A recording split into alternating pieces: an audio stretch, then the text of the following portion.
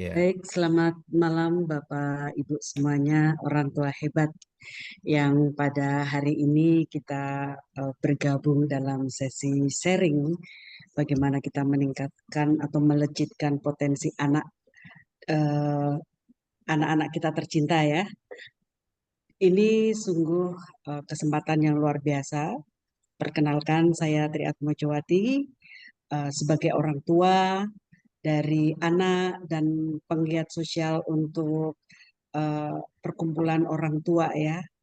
Saya salah satu support di Portadin itu perkumpulan orang tua dengan disabilitas. Kebetulan pada saat saya memberikan materi di DNIKS Dewan Nasional Indonesia untuk Kesejahteraan Sosial ya saat itu untuk penguatan organisasi-organisasi sosial, saya akhirnya diminta untuk menjadi salah satu pengurus di Portadin di bidang humas dan penguatan organisasi.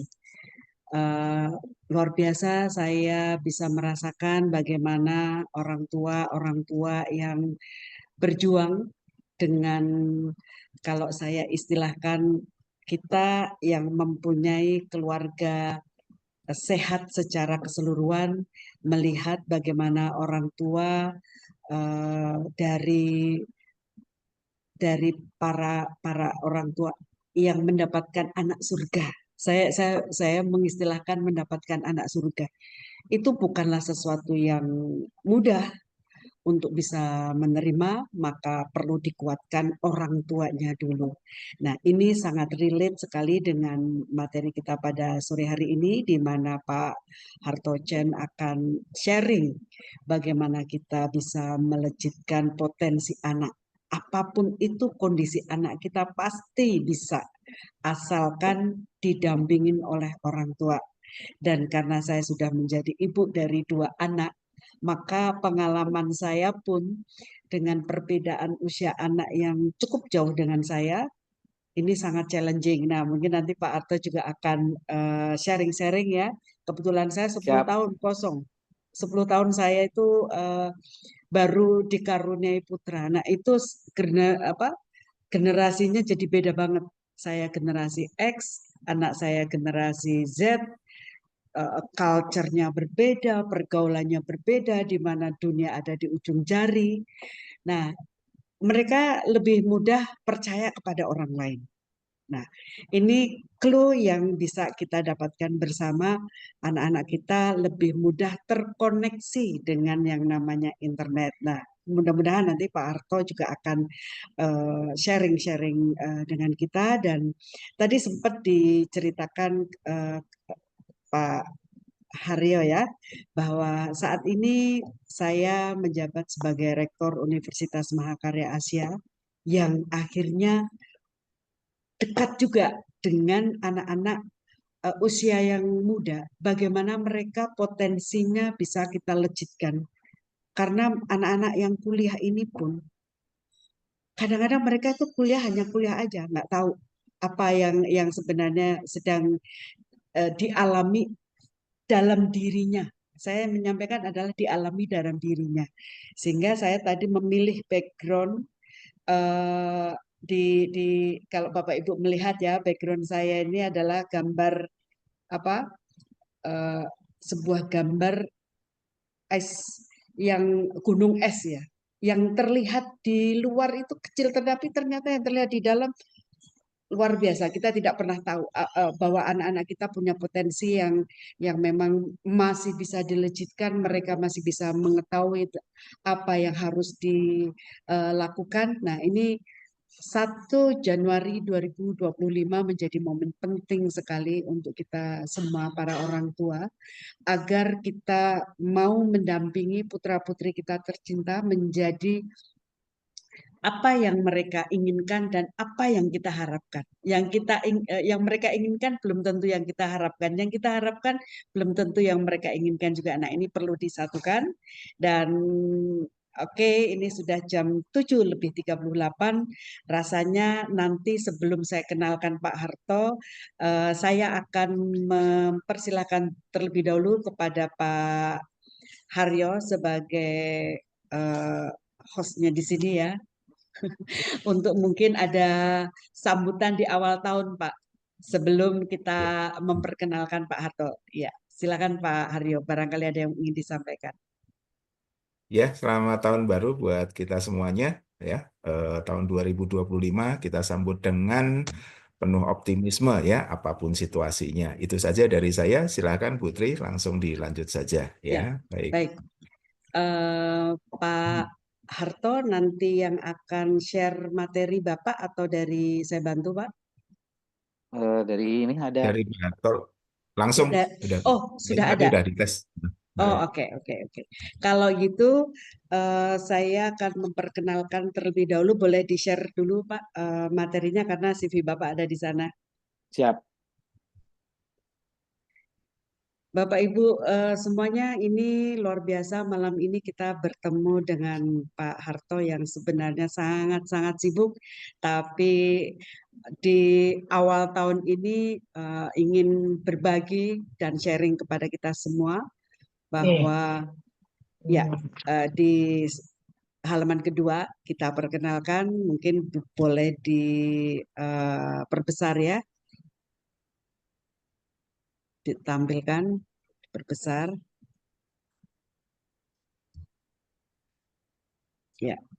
Pak Harto ini kita kenal sebagai Direktur Bimbel 3 Obor, guru matematika, fisika di sekolah dan bimbel. Wah, ini biasanya anak-anak matematika dan fisika itu bagi yang nggak suka hitung-hitungan itu momok berat ya. Saya yakin Bapak dengan pola pendekatan yang luar biasa kepada anak-anak kita, bagaimana mencintai sebuah eh, pembelajaran yang dianggap momok dan dianggap sulit menjadi sebuah pembelajaran yang menyenangkan. Saya pun di kampus ada prodi akuntansi yang kelihatannya orang nggak suka karena hitung-hitungan dan angka terus gitu ya. Bagaimana kita menjelaskan uh, sebuah pembelajaran itu dengan happy itu saat ini lebih kena untuk anak-anak muda zaman sekarang ya. Udah nggak harus dengan sebuah penekanan-penekanan gitu ya. Dan beliau adalah seorang motivator untuk SD, SMP, SMA, Yakub Yakobus, itu sekolah Yakobus. itu ya.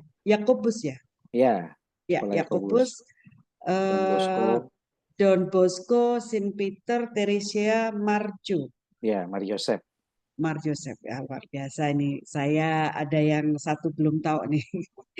Oke, beliau juga ketua pembina OSIS Senat Pencinta Alam Menwa Pak PIS Pak. Kita sama-sama pencinta alam. Nah, nanti boleh Mantap. Seven boleh Summiter. nih kita sama-sama biasanya kalau pencinta alam itu dekat dengan alam, dekat dengan anak. Nah, ini nanti kita lihat bagaimana caranya Bapak sudah kelihatan nih kenapa kita parenting nih yang diambil ya. Kemudian oh ternyata atlet, pelatih renang dan certified untuk fireman luar biasa. Juga guru favorit. Wah, dan ini sudah diliput di majalah dan diwawancara di on air ya. Ada sebuah pengalaman yang menarik, hampir tidak naik kelas, tapi dalam 1 tahun juara umum, bahkan mendapatkan beasiswa S1 dan S2. Nah, ini Bapak Ibu, mari kita sama-sama sebelum materinya, kayaknya lebih bagus kita mendengarkan storytelling Pak Harto Cene. Gimana ceritanya hampir tidak naik kelas, tapi malah jadi juara, kemudian dapat beasiswa. Ini sebuah lompatan besar yang dilakukan ya, dan bahkan beliau juga sudah studi banding di Jerman, Belgia, Belanda, China, Singapura, Malaysia dan Filipina. Luar biasa pemateri kita pada malam hari ini. Yuk, mari kita sama-sama dengarkan Pak Harto Chen. Kami persilahkan Pak dengan seluas-luasnya. Monggo. Siap. Terima kasih banyak Putri. Selamat malam Bapak Ibu, Pak Haryo. Oke, saya sapa Bapak Ibu ya. Kita terima kasih sekali malam ini bersama-sama. Kita saling belajar ya, bukan berarti saya ini lebih hebat, bukan, justru saya dengan seperti ini kan belajar. Nanti Ibu, Bapak tolong jangan ragu untuk sharing. Kita sama-sama nambah pengalaman dalam mendidik anak-anak kita ya. Pasti kan kita ini hidup, bekerja gitu kan, demi keluarga.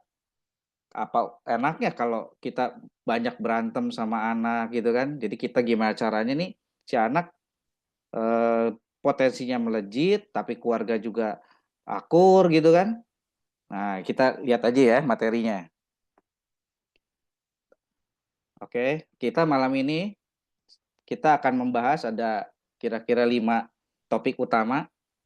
Yang A adalah 7 bentuk keterlibatan orang tua di sekolah.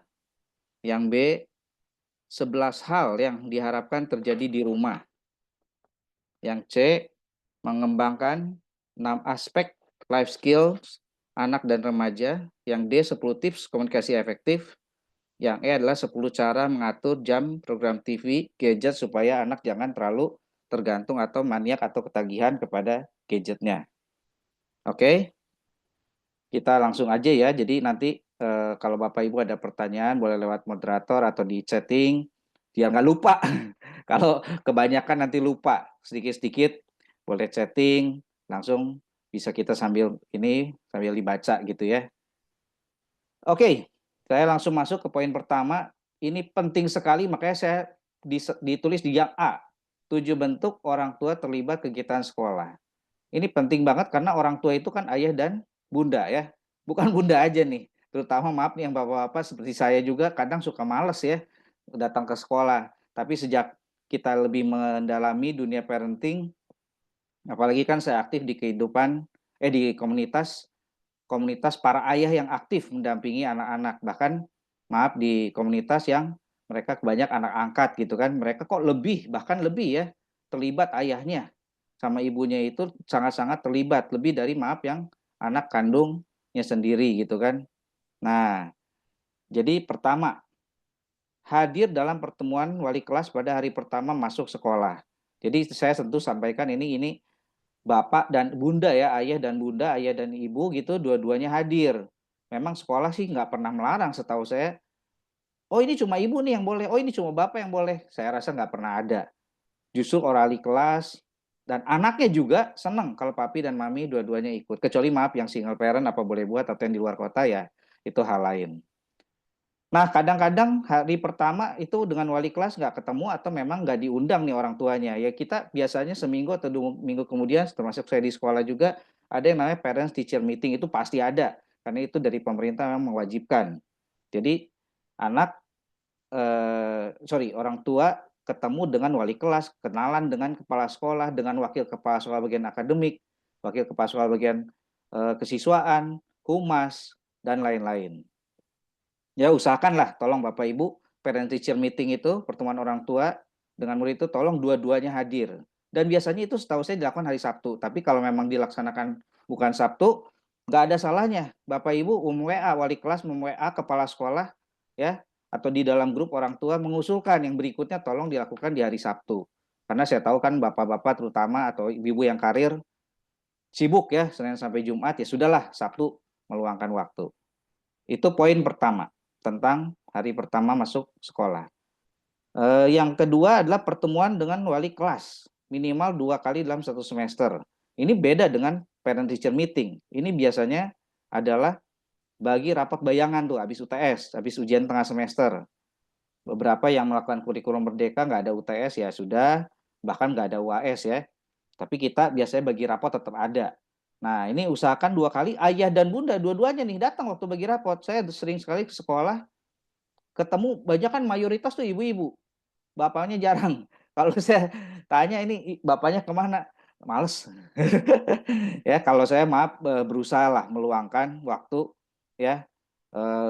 Apalagi Sabtu, masa Sabtu aja nggak bisa gitu ketemu dengan wali kelas, ambil rapot bayangan ya dan ambil rapot Desember dan rapot Juni. Oke? Itu keterlibatan yang kedua. Yang ketiga, ini belum tentu ada memang, tergantung sekolahnya. Mengikuti kelas orang tua, minimal 2 kali dalam 1 tahun. Kalau saya kebetulan memang di sekolah kami dan sekolah anak saya itu ada kelas parenting. Memang bahkan lebih dari 2 kali dalam setahun. Dan memang biasanya diadakan hari Sabtu. Sekali lagi kalau Bapak Ibu yang memang sekolahnya maaf lah kurang ada kelas ini boleh diusulkan Ibu Bapak jangan malu ya. Jangan malu mengusulkan ke sekolah, ke wali kelas, masalah disetujui nggak disetujui kan nomor 2. Kita usulkan dulu ada kelas parenting, biasanya nambah ide, minimal menambah komunitas, menambah semangat. Setiap kali kita ada kelas parenting kan ada sedikit ide baru, langsung kita terapkan di rumah.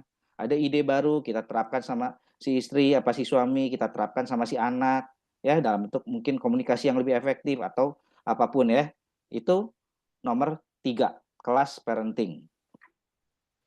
Yang keempat ini, tadi sudah saya singgung, hadir sendiri pada waktu bagi raport. Ya, jadi kalau yang nggak di luar kota, usahakanlah, tolong Bapak dan Bunda itu datang dua-duanya ketemu wali kelas, sehingga jika ada masalah, misalnya anak dibully, atau anak berantem sama temennya, kalau yang urgent kan biasanya cepetan dikasih tahu. Tapi kalau yang enggak kan nggak dikasih tahu tuh.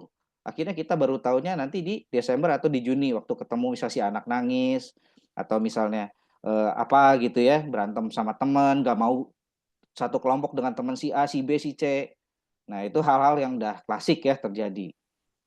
Jadi tolong usahakan dari sendiri, bahkan saya kan ngajar di bimbel ya, Bapak-bapak, Ibu-ibu, itu saya suka salut ya sama orang tua yang begitu kooperatif. Di bimbel kita ini kan banyak orang tua yang dari Palembang, dari Lampung, bahkan dari Papua, ada yang dari Balikpapan gitu kan, mereka sekolah di Jakarta anaknya. Kalau Desember sama Juni itu mereka mau hadir, waduh ongkosnya aja udah berapa, waktunya, mereka kan datang nggak cuma sehari, mungkin 2 hari sebelum, sehari sebelum gitu kan. Nah, tapi mereka nggak hitung-hitungan lah, demi anak saya datang. Walaupun ketemu wali kelasnya cuma 5 menit, cuma 10 menit, tapi anak seneng banget, papahnya, mamahnya mau datang ke sekolah. Anak saya aja ini saya boleh sharing, kadang suka nanya, "Mama sama papa dua-duanya datang," gitu kan, nggak mau kalau, cuman salah satu, gitu. Apalagi kalau nggak datang ya, bagi rapot gitu, waduh kita rasanya sebagai orang tua sedih ya kalau anak sampai nanya begitu. Oke, itu yang keempat. Yang kelima, hadir sebagai narasumber kelas berbagi. Nah, ini belum tentu ada ya, di beberapa sekolah sih, ada, beberapa sekolah nggak ada. Tapi kalau ada, ini jangan malu ya. Saya sering memperkenalkan diri kepada, suster kepala sekolah atau kepada kepala sekolah di berbagai sekolah gitu kan. Supaya kita berbagi itu bukan masalah uangnya, bukan masalah, ininya, tapi ada sedikit ilmu yang mungkin kita bisa sharing. Bukan sombong nih, bukan sombong tapi untuk sharing. Toh dalam dengan sharing-sharing ini juga kita menambah ilmu. Kita jadi kenal banyak orang juga. Oke, yang berikutnya adalah terlibat dan aktif dalam acara pentas kelas akhir tahun ajaran.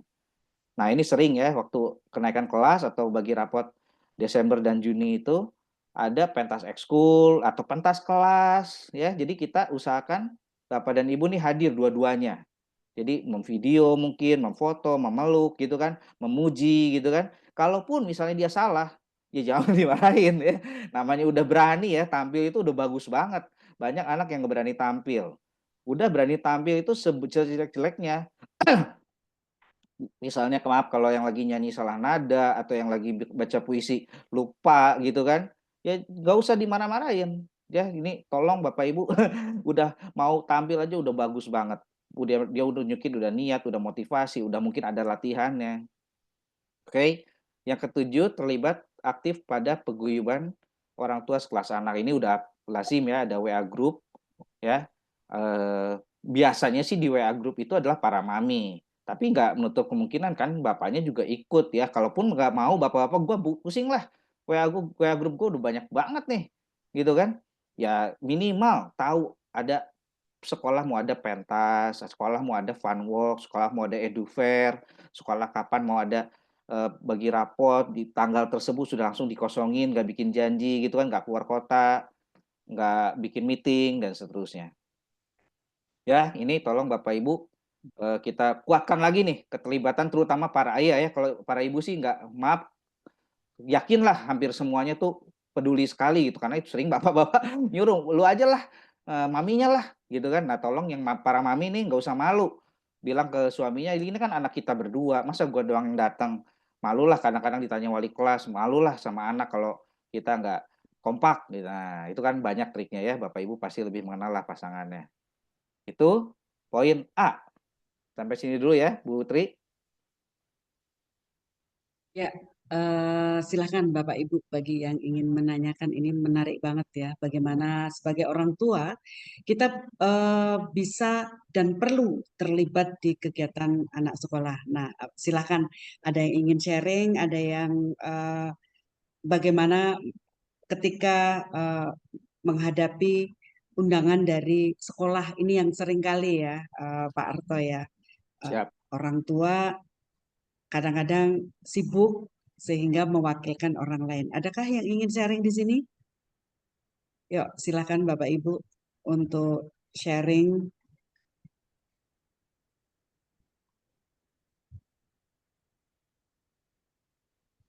Ada Pak Irawan. Kenapa saya panggil Bapak? Karena biasanya ibu-ibu tadi ya yang hadir. Pak Irawan boleh sharing sedikit sebelum nanti dilanjutkan di sesi berikutnya. Terima kasih Bu. Mungkin lanjut dulu kali Bu ya. Belum Oke, ada yang belum ada ya. ya yang disampaikan. Mungkin semuanya sudah eh, ikut terlibat ya Pak ya. Baik, Ya. Pak Harto bisa dilanjutkan karena nampaknya belum ada sesi pertanyaan. Silakan Pak. Siap. Terima kasih Bapak Ibu, terima kasih Bu Tri. Kita masuk sekarang ke poin B. 11 hal yang diharapkan terjadi di rumah. Ini sebenarnya sih saya tahu kebanyakan juga orang tua sudah bagus banget ya melaksanakan di rumah, membuat rumahnya nyaman. Tapi kembali kita refreshment ya. Saya ke refreshment dan ini perlu saya sampaikan yang saya tulis ini kebanyakan saya ambil dari kegiatan-kegiatan kita di BKKBN ya. Ini mereka juga membuat buku panduan tahun 2016 yang saya ambil. Ini saya lihat masih sangat relevan ya walaupun mungkin udah ada COVID, ada ganti ini ya, habit dan lain-lain, tapi masih relevan. Oke, kita masuk poin pertama. Keluarga terbiasa menjalankan ibadah sesuai dengan tuntutan agama yang dianutnya. Nah, ini tolong kembali saya membantu mengingatkan, nggak peduli agamanya apapun, rutin lah ya. Yang berdoa pagi, mungkin berdoa sebelum makan, setelah makan, sebelum tidur, gitu kan. Maaf yang Kristen atau Katolik mungkin rutin kembali ke gerejanya, minimal mingguan gitu kan. Kalau yang Muslim, ya sholatnya, kadang-kadang maaf banyak alasan kesibukan atau memang ada anak yang sudah trauma gitu kan dengan masalah-masalah keluarga sehingga nggak merasa Tuhannya bermasalah. Nah itu sebenarnya lebih kompleks tapi sedikit-sedikit lah dan sebelum masalah membesar kita tolong dibiasakan dulu ya dengan rajin beribadah itu sebenarnya udah mengurangi banyak solusi. Ya, mengurangi banyak masalah, sudah menjadi solusi untuk kita bersama. Entah cepat, entah lambat, saya yakin Bapak Ibu pernah mengalami dengan rutin beribadah, rutin berdoa itu sebenarnya kita merasa lebih tenang gitu ya, merasa ada harapan, itu dulu. Oke, lanjut yang kedua. Anak terbiasa sarapan atau makan sebelum berangkat sekolah. Nah, ini maaf yang kadang kita juga sering ya, nah anak-anak buru-buru, bangunnya telat gitu kan. Bahkan maaf kadang-kadang sikat giginya juga kelupaan gitu kan atau enggak sikat gigi, mandinya buru-buru. Enggak malah akhirnya sarapan yang dikorbankan gitu ya. Masih mending kalau naik mobil bisa sarapan di mobil. Naik motor gimana? Masa bawa piring kena debu gitu kan, bawa sendok, bawa garpu, wah repot banget. Jadi tolong diusahakan. Nah, bisa makan sebelum berangkat sekolah, mengenai pentingnya apa itu mah Bapak Ibu udah tahu, jadi saya nggak perlu sampaikan. Supaya anak bisa fokus sudah pasti, nggak tambah sakit mah, nggak, di sekolah nggak apa, keroncongan gitu kan. Nah, nggak iri-irian juga sama temen gitu kan. Nah, mungkin saya kasih sedikit solusi buat orang tua yang terlalu sibuk gitu ya, atau seperti saya nih baru punya bayi, istri jadi agak sibuk gitu kan, kurang tidur. Salah satu solusinya ya kalau nggak keburu masak, terpaksa kita catering beberapa bulan atau beberapa minggu gitu kan. Sengaja cari yang catering malam. Jadi dia baru dimasaknya malam. Besok pagi kita tinggal angetin masih bagus ya, masih fresh, rasanya masih sama. Oke, yang ketiga anak terbiasa berpamitan saat mau berangkat sekolah. Ya, yang salim kalau muslim gitu kan. Kalau yang eh, Kristen atau Katolik mungkin suka ada memberkati gitu ya. Peluk, cium, maaf itu jangan lupa ya.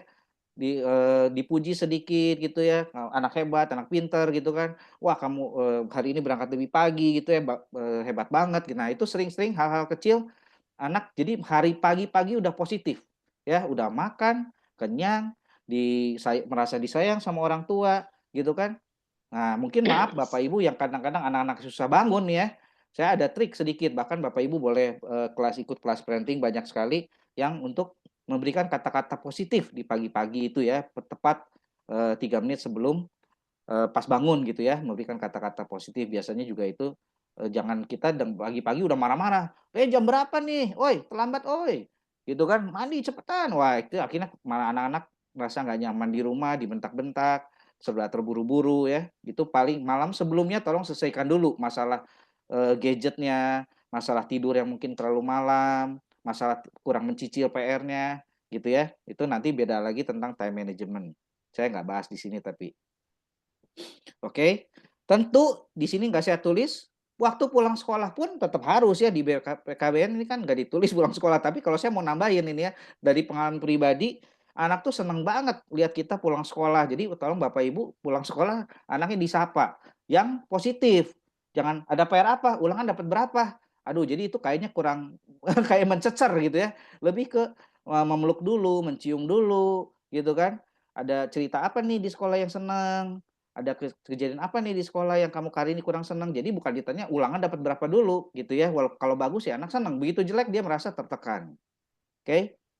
Nah, yang keempat, orang tua menghubungi wali kelas jika anak tidak masuk sekolah. Kalau zaman sekarang lewat WA ya, nggak ada nih telepon SMS itu ya, udah nggak ada, jarang sekali lah. Nah, tolong yang ini saya mau tekankan adalah kepada orang tua. Maaf, terutama ada beberapa orang tua kadang yang terlalu lunak. Anak terlambat bangun, ya udahlah nggak usah sekolah sekalian gitu kan. Anak nggak siap ulangan, ya udahlah nggak usah sekolah sekalian. Nah itu maaf, tolong jangan dibiasakan. Kalau saya pengalaman, apalagi kalau di bimbel ITA itu kan, saya selalu penekanan sama anak itu nilai nomor 2 gitu kan. Yang penting usahanya, yang penting kejujurannya, yang penting kedisiplinannya. Jadi kalau terlambat ya udah nggak apa-apa, itu kan problem malam sebelumnya, mungkin tidurnya kurang. Toh bisa juga karena belajarnya kebanyakan gitu kan. Nah, tapi tetap kalau terlambat datang aja kita WA wali kelas, "Bu, maaf anak saya terlambat karena memang kemarin belajar sampai jam 2 subuh," atau misalnya ban mobil atau motornya bocor gitu kan atau apa gitu kan. Jadi usahakan jangan terlalu mudah memberi izin anak tidak masuk kecuali sakit ya, sakitnya apalagi yang panas, batuk, demam itu yang udah parah, ya sudah terpaksa nggak masuk. Kenapa saya penekanan kali ini? Kalau anak nggak masuk itu masalahnya lebih banyak ya, luas sekali dampaknya. Bapak Ibu udah tahu kalau anak yang nggak masuk udah pasti kehilangan materi di sekolah hari itu. 8 jam pelajaran, 7 jam pelajaran, 9 jam pelajaran hilang semuanya. Lalu kalau ada ulangan harus susulan. Wah, susulan kadang nyari gurunya juga susah. Susulan mendadak dikasih taunya. Susulan nilainya nggak full, misalnya cuma 90% atau 80% atau 75%, kasihan banget anak kita kan. Misalnya ada bagi kelompok di sekolah, hari itu ada pembagian kelompok, anak kita nggak masuk. Akhirnya dapat maaf teman-temannya yang kurang CS, teman-teman maaf yang pemalas menurut dia gitu kan. Nah, jadi akhirnya nambah masalah baru. Nanti waktu kerja kelompok nambah masalah baru, berantem lah atau si A nggak kerja uring-uringan, waktu mepet, udah mepet harus baru dikumpul ya. Dan satu lagi adalah kehilangan momen. Kali itu dia nggak masuk, dia mungkin kehilangan momen ada teman-teman yang ulang tahun, ada teman yang berlikah laku lucu, ada ibu guru atau bapak guru yang cerita hal yang lucu, sayang sekali kehilangan momen bersama. Ya, jadi tolong jangan terlalu mudah memberikan anak izin nggak masuk. Tapi kalau memang nggak masuk, tolong benar-benar orang tua WA ke wali kelas. Sehingga maaf, kalau orang tua mau WA ke wali kelas tuh orang tua percaya. Asal jangan sering-sering, gitu kan. Kalau sering-sering kita para guru juga kadang-kadang sudah mencirikan ya, wah ini orang tuanya terlalu toleran dan seterusnya. Oke, itu nomor 4. Nomor 5, keluarga memberikan aturan yang disepakati bersama. Ya, misalnya memberitahu saat pulang terlambat. Kalau saya biasanya anak kan jadwal ekskul atau jadwal pelajaran tambahan atau apapun dikasih tahu nggak terlalu mendadak 3 hari sebelum, ya bahkan ada yang seminggu sebelum itu sudah diumumkan gitu kan. Nah, begitu tahu, kita udah ada kesepakatan harus langsung ngomong, supaya kita ada prepare. Sehari sebelum ngingetin lagi, "Oh besok pulangnya lebih sore karena ada latihan paduan suara. Oh besok pulang lebih cepat karena guru-guru rapat." Itu jangan akhirnya sering miss ya, papa mama jemput, taunya anaknya belum pulang atau anaknya udah pulang tuh panik ya, nyetir-nyetir mobil sampai diderek, sampai nabrak, ya itu saya udah nemu banyak kasus ya, yang terlalu buru-buru akibatnya kurang terencana rapi, berantakan. Oke, itu yang kelima.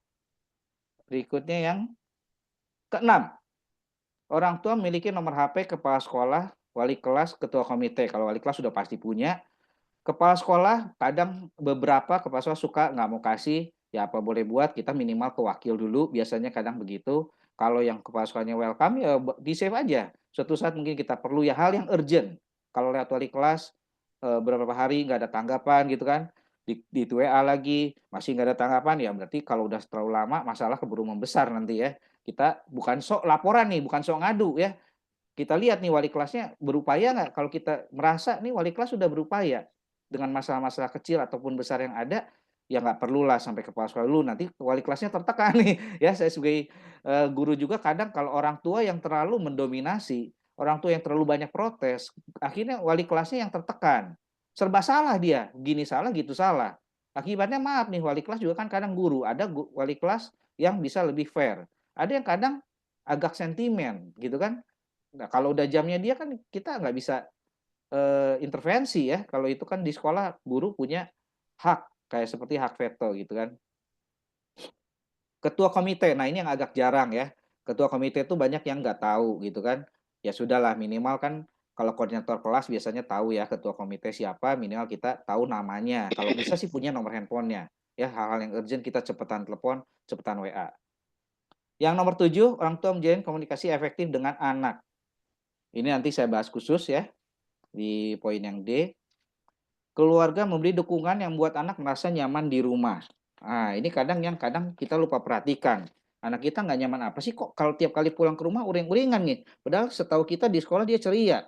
Nah, tentu langkah pertama seperti tadi, pulang, kasih pelukan, dikasih belayan, kasih pujian gitu kan.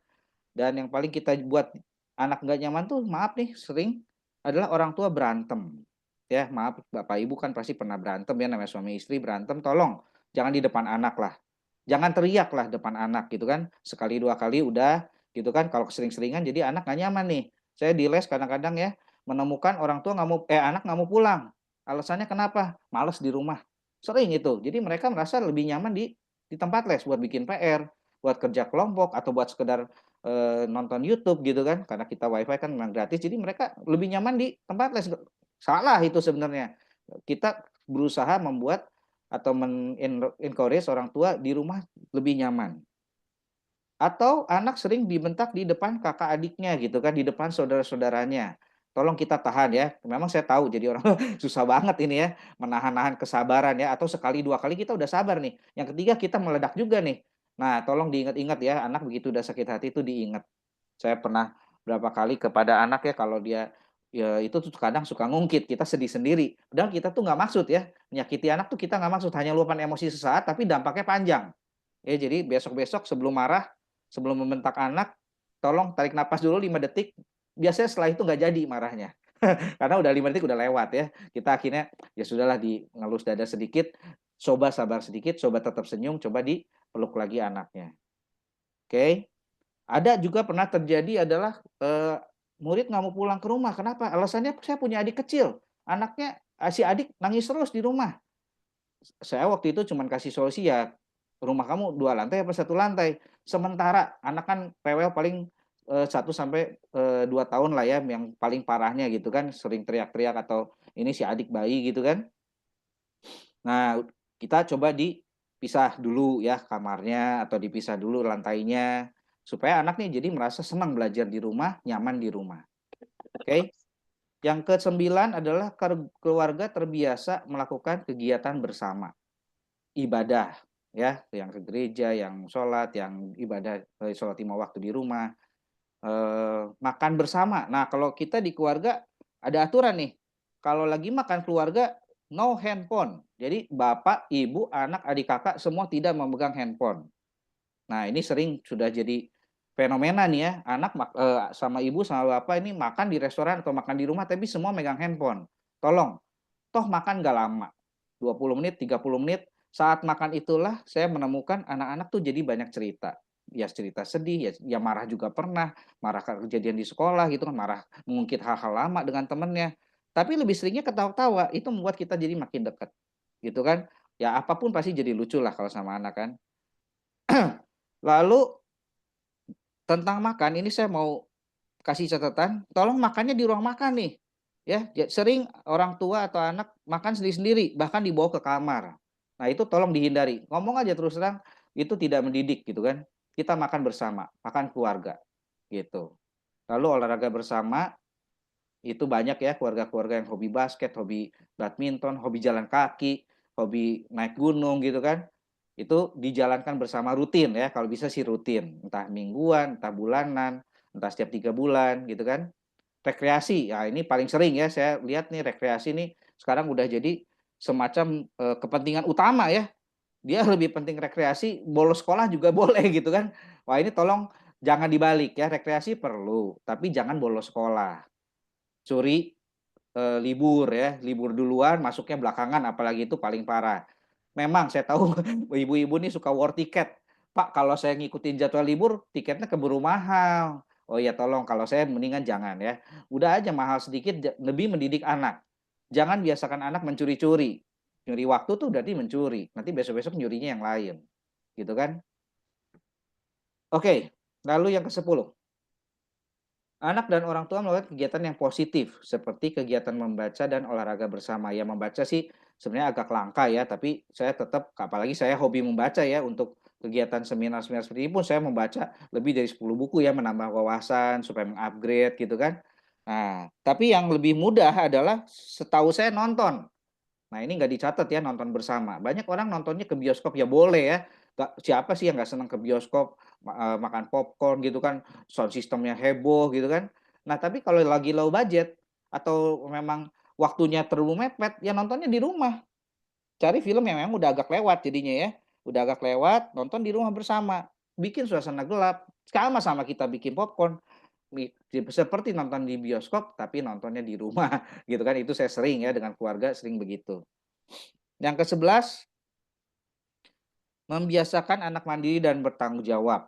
Nah, ini sebetulnya nggak nyaman tadinya, tapi kalau ngomong jangka panjang, ini sangat membuat anak jadi mandiri dan tanggung jawab itu adalah membuat dia nyaman di rumah. Kok dia merasa memiliki nih rumah ini nih, kalau tempatnya berantakan dia juga nggak senang nih. Kalau tempatnya kotor, ada air tumpah, ada sayur tumpah, ada yang lengket, dia akan ambil tisu, ambil elap gitu kan. Dia jadi anak itu sudah terbiasa mandiri dan merasa memiliki rumah itu.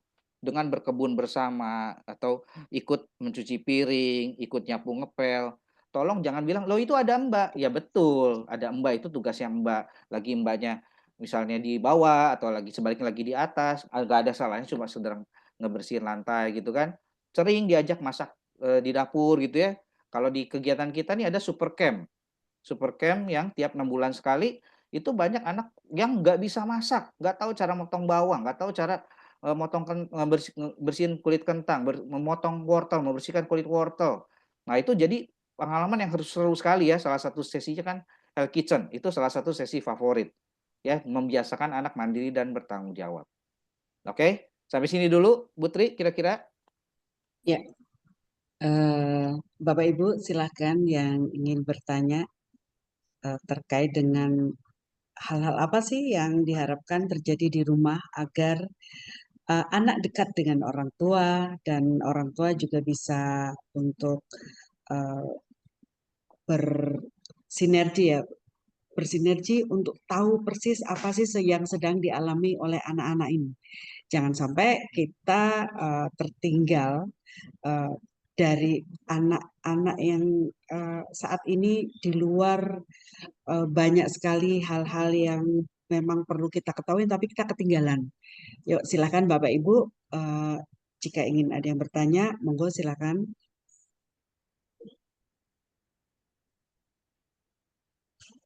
Bagaimana mengatasi anak tantrum?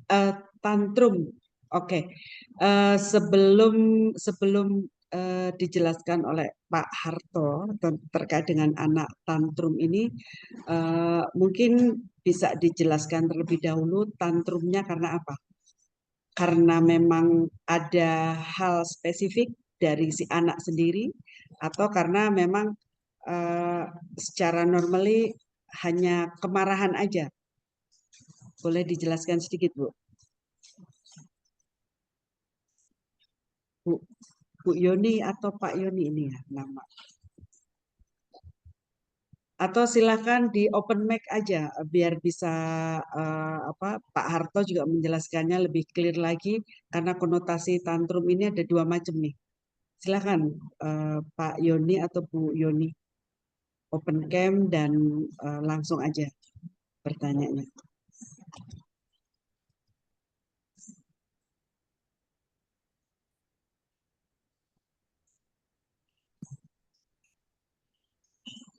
Emosi berlebihan. Oke, silakan Pak Harto. Siap, terima kasih Bu Yuni atau Pak Yuni, terima kasih Bu Tri. Jadi memang benar banget ya, entah di rumah, entah di mall, anak suka tantrum gitu ya, marah-marah gitu kan kalau keinginannya tidak dipenuhi terutama itu ya. Bahkan sampai di lantai gitu ya, teriak-teriak, goyang-goyang kaki gitu kan, nggak mau jalan. Orang tua akhirnya malu gitu kan. Nah ini tantrum itu tadi seperti Bu Tri sampaikan memang ada 2 gitu kan. Nah tapi saya lebih menjelaskan secara umum aja, pengalaman-pengalaman kami gitu ya, dan Ibu juga bolehlah, eee, me saya bukan promosi ini ya, bukan promosi. Ada buku Ayah Edi Menjawab, ya itu ada berapa seri, itu bagus banget ya, saya pun sering mendapat ide penyelesaian ya dari situ ya, kebetulan saya juga beberapa kali ketemu Ayah Edi, gitu kan. Itu banyak membahas kasus-kasus yang detail sekali seperti Ibu gitu ya, bahkan masalah tantrumnya aja udah bisa ada berapa macam gitu kan. Tantrum yang di rumah, tantrum yang di mall, tantrum yang karena keinginan nggak dipenuhi, tantrum yang karena iri sama kakak adik gitu kan. Nah itu banyak banget. Nah, saya nggak tahu persis kejadian Ibu bagaimana, tapi saya coba jawab secara umum.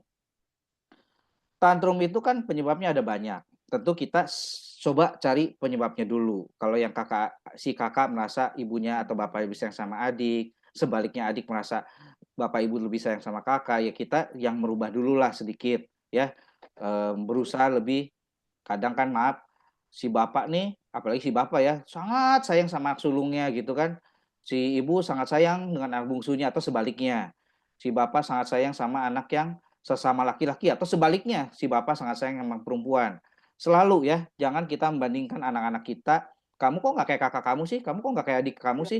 Itu dihindari, ya dihindari kata-kata itu.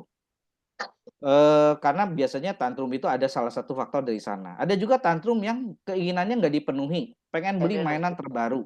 Padahal mainan udah pabalatak ya, di rumah udah banyak banget, gitu kan. Atau mainannya rusak lagi gitu kan. Ya namanya anak mainan pasti cepet rusak gitu ya, berantakan tuh udah pasti, gitu kan.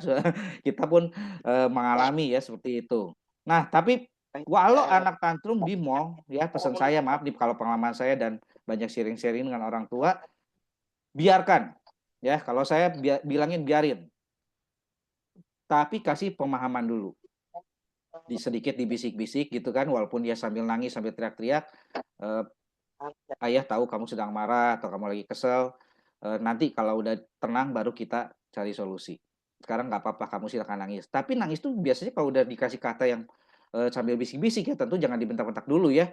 Jangan bilang, "Malu tahu," atau, "Ya udahlah kita beliin aja makanannya."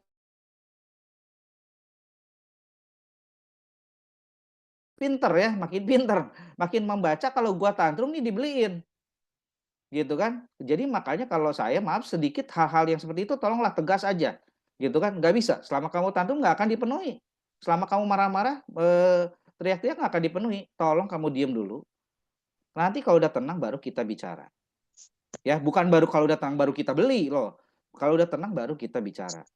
Biarin aja dia nangis 1, 2 menit, kita malu ya kalau saya nggak malu ya, nggak malu. Saya sih merasa kalau anak tantrum itu kan udah biasa, semua orang tua juga mengalami ya kebanyakan mayoritas. Lagi ini mah orang cuma lihat sesaat, kita nggak usah malu, jangan dengan kita malu, kita beli-beliin terus-terusan si anak tantrum terus-terusan. Udah tegas aja.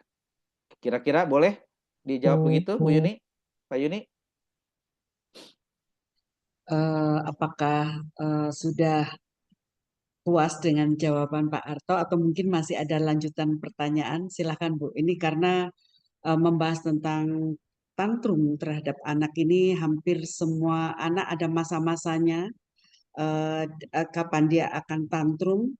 Jangan sampai ketika ini menjadi sebuah kebiasaan, maka nanti ketika dewasa tantrumnya akan berlanjut. Jadi ini mungkin perlu dikelola dengan baik ya, karena tantrum ini salah satunya adalah ciri-cirinya adalah kesulitan di dalam emosional. Ya, oke, sudah menjawab Pak Arto.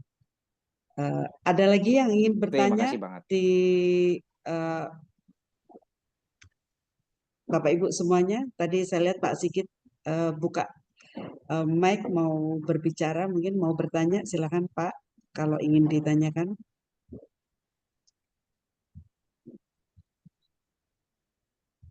Oke, eh, tidak ada Pak, bisa dilanjut di eh, bab yang lain, silakan. Oke, terima kasih Bu Tri, Bapak Ibu masih konsisten ya menyimak ya, jangan bosen-bosen ya. Saya memang orangnya suka cerita gitu ya. Kadang-kadang bablas jadi cerita dan waktunya ya. Jangan merasa terganggu ya. Saya lebih penting saya men-sharing gitu kan. Kita sama-sama gitu kan untuk anak kita lah. Oke, kita lanjut ke yang berikutnya.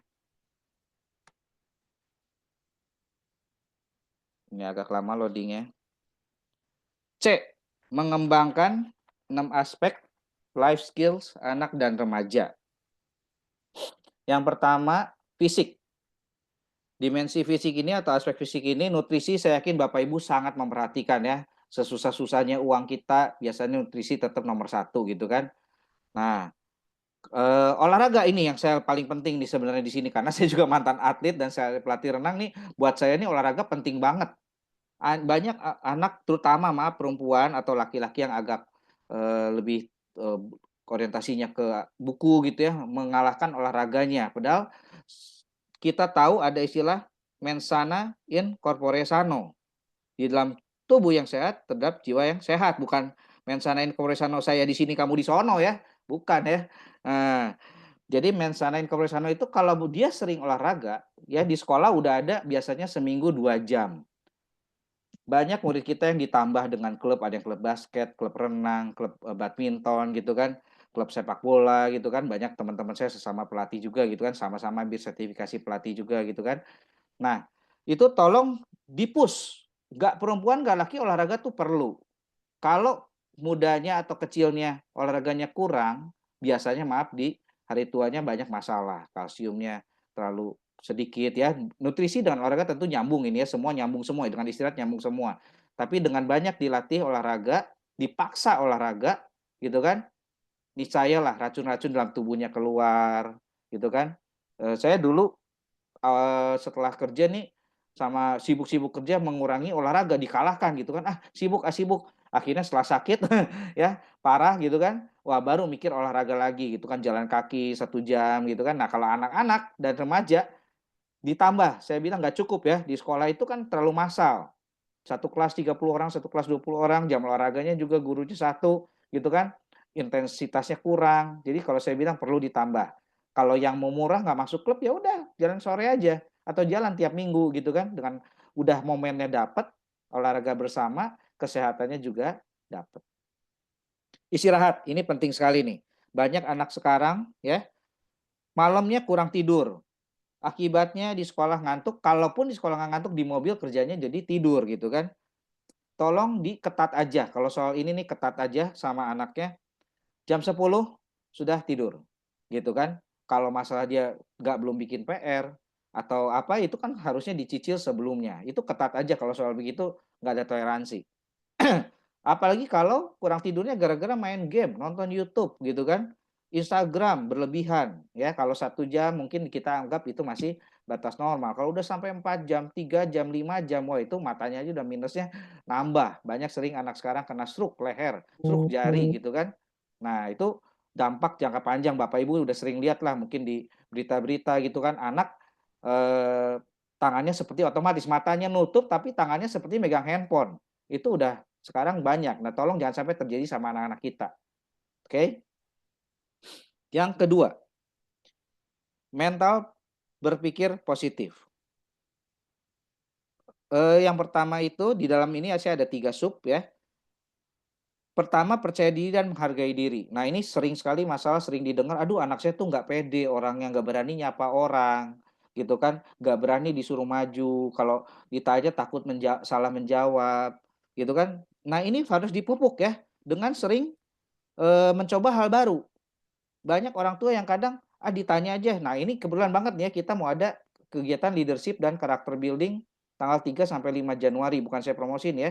Itu penting banget untuk memupuk percaya diri, menambah teman baru, mencoba kegiatan baru, tempat baru gitu kan. Kalau anak-anak yang nggak les di kita kan ini jadi tempat baru, menginap bersama, banyak hal baru. Kadang berantem sama temen ya nggak apa-apa. Temen yang apalagi bergaulnya sekarang udah lintas angkatan. Kalau di sekolah biasanya teman-teman seangkatan, seumur, gitu kan, udah kenal. Sekarang benar-benar udah ada adik angkatan, ada kakak angkatan, gitu kan. Ada guru juga yang baru, instruktur yang baru. Jadi cara memupuk percaya diri adalah dengan banyak mencoba. Satu yang saya barusan tiba-tiba keingetan adalah kenapa banyak murid kita itu yang les matematika dan fisika itu saya selalu bilang bukan karena matematika fisikanya merah sehingga mereka harus les. Justru dibalik, anak kita ini positifnya apa? Oh, dia jago gitar. Push gitarnya supaya dia ahli di gitar, nanti otomatis matematika dan fisikanya akan terbantu. Itu dasarnya percaya diri. Kalau anak yang percaya dirinya udah terpupuk, entah dengan yang dia hobi ya, biasanya yang dia hobi menyanyi, gitar gitu kan, basket, atau menari, atau dance, atau apa gitu ya, menggambar, itu di-push sampai dia percaya diri banget, dia jadi juara gitu kan, atau dia ikut lomba gitu kan, dapat piala, biasanya membantu hal yang kurang. Nah, itu mungkin yang kurang-kurang itu dipaksa di les. Jadi jangan dibalik ya. Sering kita dengar Deddy Corbuzier, "Anak gua nggak usah pinter," gitu kan. Nah, itu kalau saya termasuk setuju. Nggak usah pinter matematik maksudnya. Tapi yang lainnya harus pinter. Satu pinter dulu, ahli dulu, yang kurang-kurang tuh otomatis akan terbantu. Oke. Yang kedua di poin ini adalah berpikir positif ya. Maaf nih, saya sering melihat anak yang suka desperate dengan nilainya, desperate dengan pergaulannya, dengan nggak bisa Mandarin di sekolah. Maaf nih, jangan sampai anak kita nih bunuh diri. Saya pernah jadi motivator di salah satu sekolah itu, saya nggak dapat bocoran dari wali kelas atau dari kepala sekolah, ada anak yang sering dibully gitu kan, dia udah mulai mengirim email kepada temennya, atau bahasa-bahasanya udah mengarah ke bunuh diri, dan beberapa hari kemudian beneran bunuh diri dan mati. Aduh, saya membayangkan kalau saya jadi motivator di sekolah itu sedih banget. Saya bisa bertindak ya, bisa mencoba memotivasi, mencoba mendengar, dia ada masalah apa, kita coba cari solusi bersama. Ini nggak ada bocoran, jadi saya sedih banget. Berapa hari setelah kejadian itu saya terus merenung gitu ya, aduh coba saya tuh bisa berperan. Di situ saya nggak ada yang ngasih tahu. Lalu yang berikutnya adalah terampil menghadapi stres. Nah, ini berkaitan dengan yang berpikir positif. Saat menghadapi stres itu harus dibantu dengan berpikir positif. Supaya apa? Supaya stresnya hilang. Cara menghilangkan stres adalah dengan action. Anak stresnya, nggak bisa pelajaran ya memang kita harus action ya, kalau saat jangka pendeknya adalah ya dilesin. Atau dia, masalah dengan teman gitu kan. Justru kalau saya dengan masalah teman ya cepetan didamaiin, jangan jangan dibuat dia musuhan sepanjang masa ya, jadi dia nggak nyaman di sekolah gitu kan, dan seterusnya. Masalah terampil menghadapi stres ini ya, saya kan lo dididik di Menwa, di tentara mahasiswa. Diksar ya, saya aja diksar sebulan, yang tentara beneran diksar 8 bulan. Mereka yang kita itu stres sekali di sana, kita dilatih mengelola stres. Apalagi maaf orang awam yang kurang, ya makanya Bapak Ibu mungkin stres di tempat kerjaan itu kan udah matang. Anak-anak kita ini kan stresnya stres yang di level mereka, kurang saluran menyelesaikan masalahnya. Olahraga itu salah satu mengurangi stres.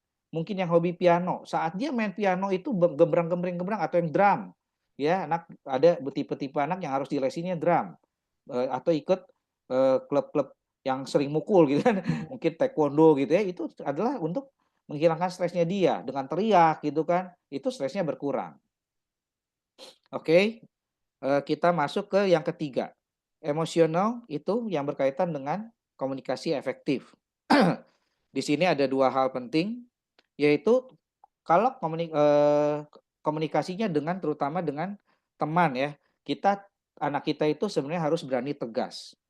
Menolak ya atau dengan kata lainnya, tegas yang asertif, dia nggak menyinggung orang lain, dia bisa nolak orang, tapi orang yang ditolaknya itu nggak tersinggung. Ini perlu, ya banyak anak kita terutama ya, anak-anak sekolah, maaf yang terutama jurusannya IPS, dia tuh susah menolak teman.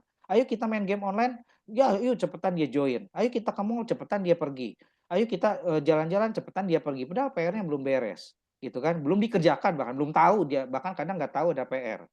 Dia harus mengetahui apa yang harus dikerjakan dulu. Nanti masalah diajak ke mall, diajak pacaran, diajak main game itu kan setelahnya. Jadi dia harus komunikasi efektif, bisa menolak, tapi yang ditolak nggak tersinggung, gitu ya. Lalu komunikasi dengan terutama pihak lain, baik yang berbeda umur ya. Dia harus bisa tuh, tadi saya udah singgung, jangan kita komunikasi selalu yang selevel dengan teman-teman. Harus banyak teman yang senior. Jadi kalau yang mungkin aktif di dewan dakwah, di mana komunitas dakwah gitu ya. Kalau di gereja ada yang orang muda gitu ya, organisasi atau bina iman atau apa, sering dikirim ya, diikutkan gitu ya. Pokoknya semakin banyak dikirim keluar, semakin nyoba banyak kegiatan, semakin ketemu orang-orang berbeda-beda, apalagi beda umur, itu anak kita akan makin matang. Oke. Yang keempat, spiritual. Bersyukur dan berdoa. Nah, ini saya lebih tambah lagi satu penekanan adalah suara hati nuraninya dia. Ini biasanya orang tua dari kecil kan sudah mendoktrin ya. Kalau bersyukur berdoa itu kan udah sering mendengarkan suara hati, mana yang boleh, mana yang nggak boleh gitu ya. Ini berkaitan dengan jujur gitu kan. Ya, jadi tolong jangan mentolerasi masalah kejujuran. Anak yang mencontek, jadi Bapak Ibu tolong jangan bangga dulu nih. Anak kita kalau dapat 9 ya, siapa tahu teman-temannya semua 100 gitu kan. Nah, atau memang open book gitu kan. Jadi memang dipuji perlu, tapi pujilah pada tempatnya. Sebaliknya jangan marah-marah. Kalau anak kita dapat 6, siapa tahu teman yang lain dapat 4, kebanyakan dapat 5. Remet setengah kelas gitu kan. Tolong dilihat dulu berapa banyak yang remet ya. Gitu. Jadi jangan terlalu mudah menyalahkan atau meninggi-ninggikan anak kita gitu kan. Yang kelima, vokasional atau kejuruan, merubah hobi dan bakatnya menjadi uang. Nah, ini bukannya saya suruh anak-anak sekarang matre ya, bukan. Tapi dia harus tahu, orang tua cari uang tuh kan susah gitu kan, harus hemat gitu kan, walaupun kita maaf, mungkin ada yang berada, tapi kan nggak perlu anak kita itu seperti, mendewa-dewakan uang. Jadi nanti dia di sekolah terlalu pamer gitu kan, gue punya mainan baru, gue punya dompet baru, gue punya laptop baru, handphone baru, terlalu mudah pamer. Ya, jadi tolong nanti itu juga akhirnya ke anaknya tidak mendidik. Oke. Sebaliknya nih, yang hobi dan bakatnya itu kita rubah jadi uang. Dia hobi misalnya mungkin menyanyi, kita coba dia ikut banyak tampil nyanyi dulu tanpa bayaran gitu kan, lama-lama akhirnya dapat bayaran gitu kan. Atau hobi pernah saya suruh anak saya jualan coklat ya waktu Valentine atau Imlek gitu kan, padahal belum pernah. Gitu ya. Ya, tapi kan hobi anak itu merakit-rakit ya gitu kan, mencoba hal baru itu akhirnya menjadi kesempatan yang bagus ya. Banyak orang tua yang kadang, "Aduh anak gua nggak tega ah, anak gua suruh cari uang." Oh justru harus tega, harus tega. Dipaksa nyoba ya, kalau di kegiatan camp kita memang dipaksa. 2 jam dia harus jualan, bahkan ke orang nggak kenal, bahkan harus di jalan, bahkan harus panas-panasan. Kalau hujan sih enggak ya, harus panas-panasan, haus juga jalan terus. Jadi biarin, dipaksa. Oke. Lalu yang keempat, adversity, kesulitan, hambatan jadi peluang. Nah ini contohnya saya pernah ada kejadian adalah kalau ada di sekolah misalnya petugas sekolah ya misalnya, petugas dirigen nggak masuk, ya anak kita diarahkan, "Loh kamu kan bisa nyanyi, coba aja jadi dirigen, salah juga nggak apa-apa, yang penting mengajukan diri." Jadi anak dilatih untuk inisiatif. Itu juga salah satu life skill-nya, inisiatif itu untuk merubah kesulitan, hambatan jadi peluang. Oke, sampai sini dulu mungkin, Putri? Ya, baik Bapak Ibu, dipersilakan jika ada yang ingin bertanya tentang bagaimana caranya kita untuk mengembangkan life skill di anak dan remaja putra-putri tercinta kita ya. Silakan.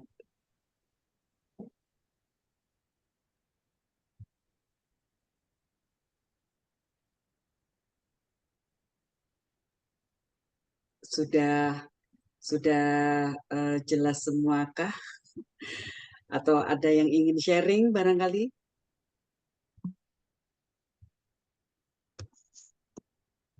Oke, nampaknya belum ada Pak Harto. Mungkin bisa dilanjut ya. Nanti Siap. kita bahas Oke. setelah selesai. Ya, terima kasih Putri. Saya tadi ada sedikit kelewat ya, boleh saya tambahkan sebentar. sering anak kita itu hobinya katanya menggambar. Dilesin gambar 3 bulan berhenti. Hobinya bahasa Mandarin, dilesin 6 bulan berhenti gitu kan.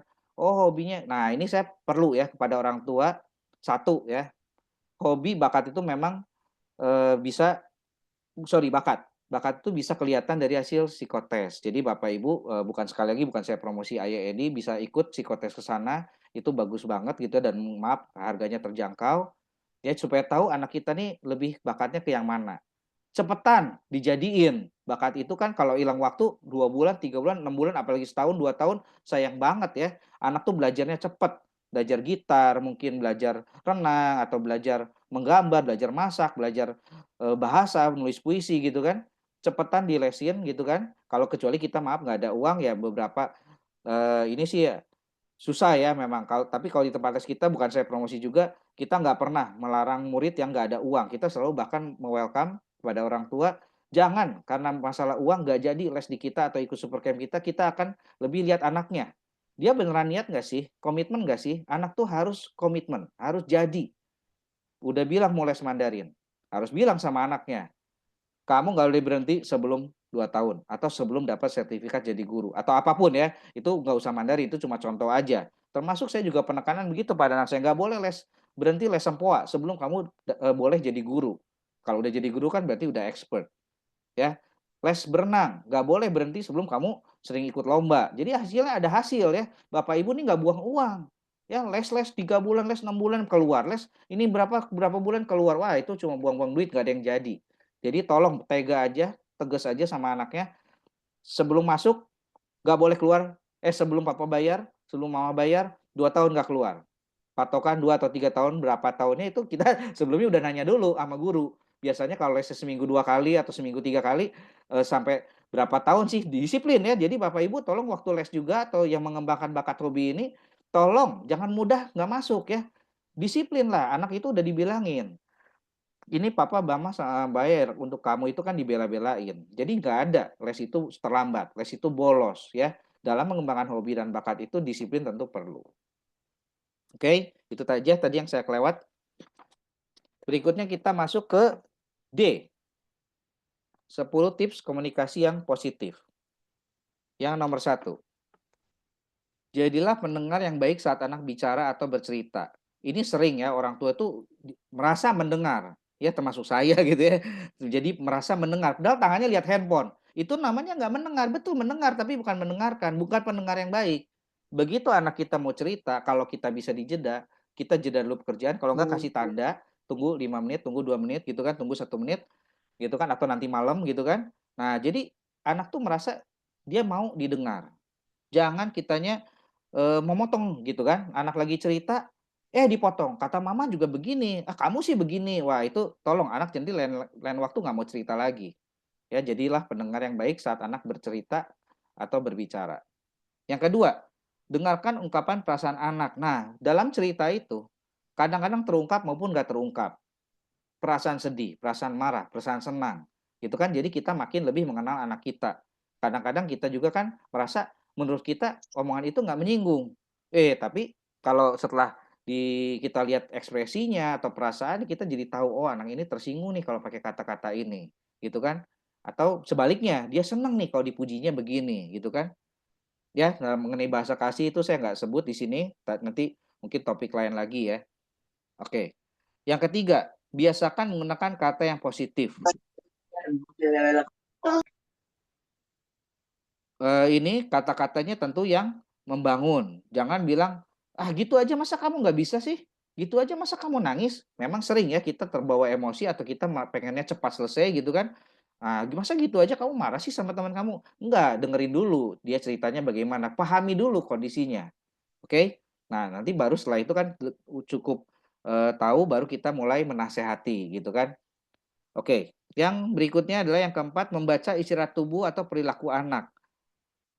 Sering kita nih kadang kurang peka sebagai orang tua, merasa mengenal tapi kurang peka gitu ya, bolak-balik. Dilihat matanya tuh mata sedih atau mata nggak setuju. Kadang kita nasehatin itu orangnya iya iya iya aja, padahal matanya tuh mata nggak setuju, gitu kan, atau postur tubuhnya merasa itu heran, buat dia nggak masuk akal gitu kan, buat dia itu non make sense gitu kan. Akhirnya yang kita nasehatin ini udah lewat doang gitu, nggak akan dia denger. Gunakan kata-kata motivasi. Itu ayo, silakan, mari, hindari kata-kata jangan, nggak boleh ya, itu udah tahu. Yang keenam, berikan penjelasan kepada anak untuk hal-hal yang tidak boleh dilakukan. Nah, ini kan sering anak tuh bosen ya, bosen dapat nasihat dari papa mama, gitu kan. Lebih kadang penjelasannya perlu yang lebih logis, yang lebih general gitu kan, atau lebih spesifiknya terhadap kasus dia bagaimana, gitu kan. Nggak usah pakai kata-kata, kata mama, kata papa juga gini-gini, kata kamu sih begini sih, itu nggak perlu ya, nggak perlu. Udah aja sekedar langsung, nasihatnya apa yang perlu kita penjelasan. Lalu yang berikutnya berempati dalam mendengarkan saat anak bicara. Berempati itu ikut merasakan.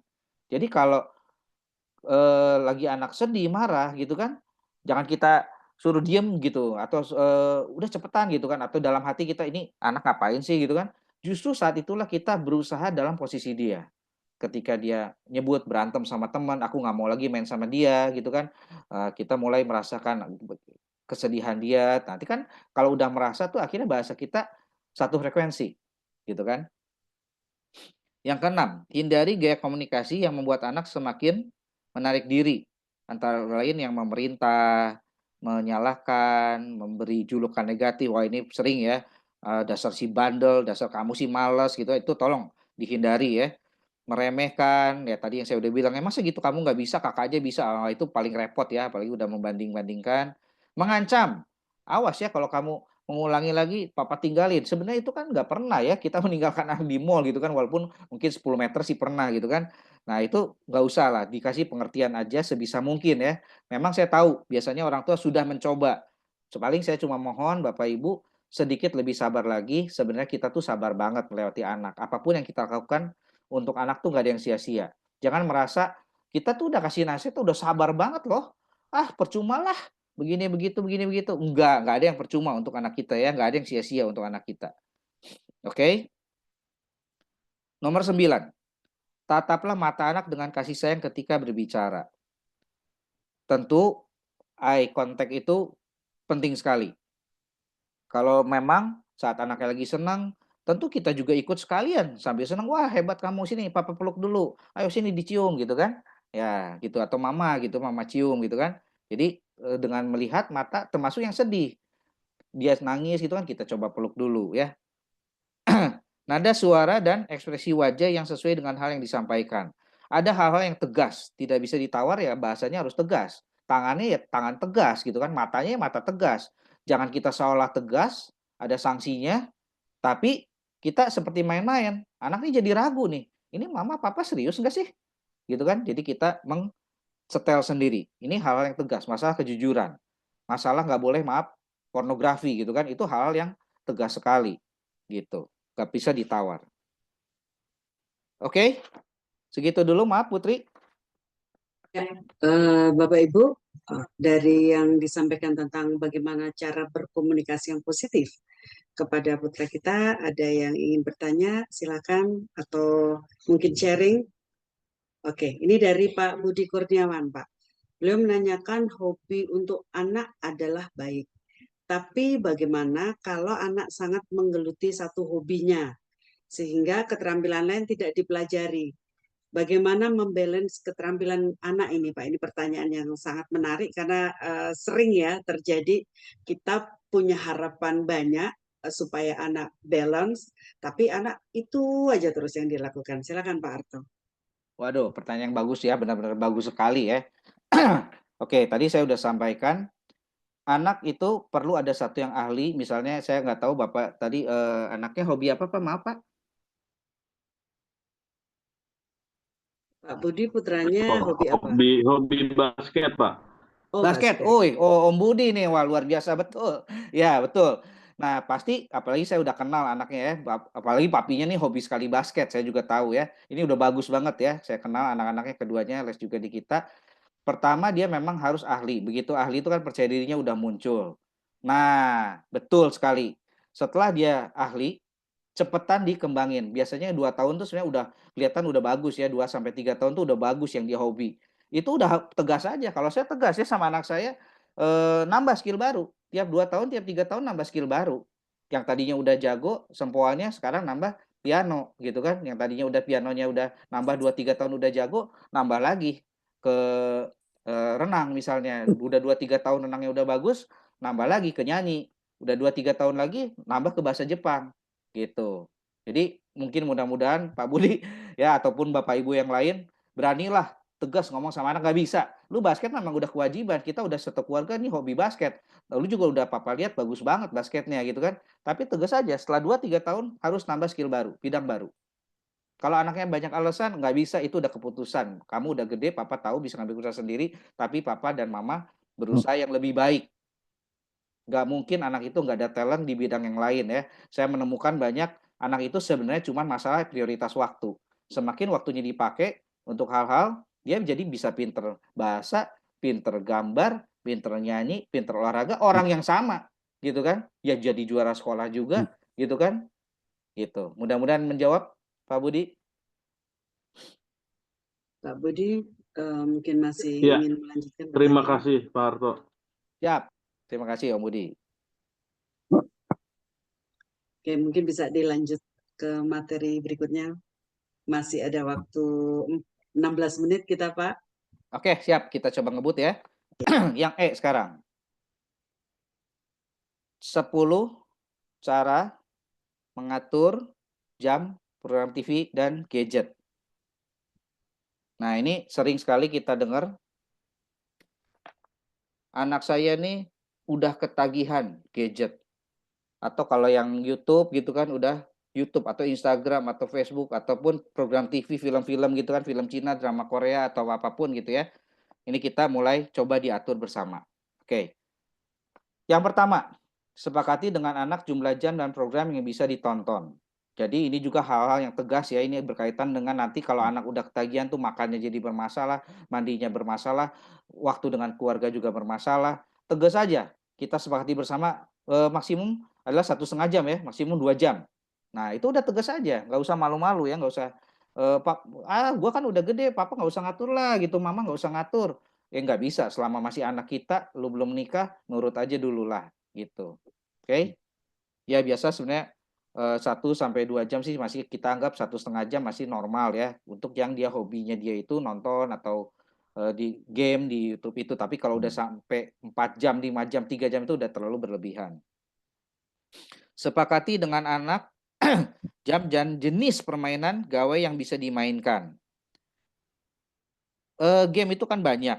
Banyak yang juga ada kekerasan, ada yang menunjukkan adegan-adegan tidak pantas gitu kan. Jadi sebaiknya sebagai orang tua kita tahu game itu juga, ikut lihat, bahkan ikut belajar main. Jadi sampai pada batas tertentu kita udah tahu game ini udah nggak boleh nih, terlalu berlebihan. Teriakannya atau kata-kata kasar gitu kan. Jadi kita boleh ikut bermain, boleh ikut lihat. Dan anak juga harus seneng ya.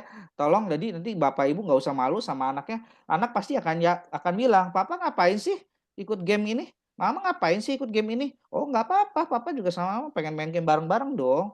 Tapi kan dari situ kita tahu game ini pantas apa nggak pantas. Dan yang paling penting adalah tahu udah berapa lama dia main gitu kan. Memang kita juga sibuk kadang-kadang ya kerja Bapak Ibu ya itu sulit ya. Makanya sebaiknya berani tegas kepada anak, pulang sekolah yang les ya les, yang bikin PR. Jadi usahakan yang berbau permainan itu bersama-samanya di malam. Termasuk tadi nonton TV ya, saya belum singgung. Nonton TV juga orang ikut lihat bareng dengan anak. Makanya jangan sediain TV-nya di kamar anak. Gitu kan. Kalau dia mau punya, oh itu nyambung ke nomor 3 nih ya, sekalian aja nih. Menempatkan TV, komputer, laptop di ruang keluarga, bukan di kamar masing-masing anak. Jadi ini sering anak bilang, "Loh ini laptop saya, maunya di kamar pribadi," gitu kan, di tempat tidur sambil tiduran. Kalau saya berani bilang tegas aja, pokoknya TV, komputer, laptop itu di ruang keluarga, bukan di ruangan anak. Kalau kamu mau tidur, mau meditasi, mau doa, ya silahkan gitu kan. Beberapa keluarga punya ruang doa sendiri, gitu kan. Tapi kalau laptop, TV harus di ruang keluarga. Dan layarnya menghadap kita.